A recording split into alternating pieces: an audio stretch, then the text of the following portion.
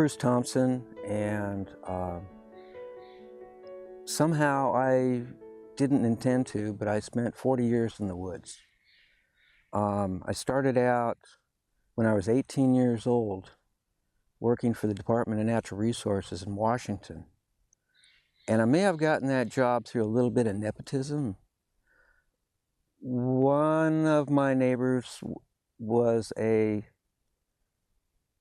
upper level management type in the local DNR, and I put in my application and they hired me. And I don't know if that was because I had all the high qualifications of being a high school graduate, or if it's because of some of his input.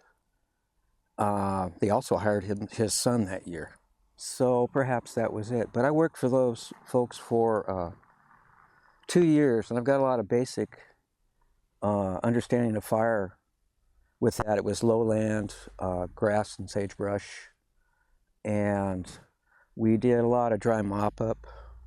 The most notable problem were cow pies.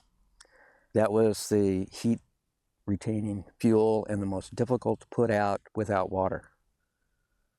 But I worked for the Okanagan RR crew for 2 seasons, and then Congress in their budgeting cycle decided, no, we're going to cut back from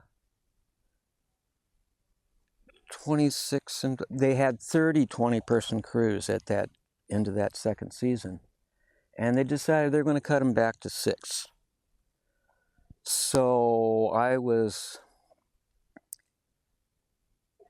unlucky enough to be on the wrong crew, and I was lucky enough that I sent an application just to the wind to the Mount Hood, and lo and behold, they hired me. And I was, in 1977, I found myself on the Mount Hood National Forest working on the Mount Hood RR crew, which suddenly became the Mount Hood IR crew.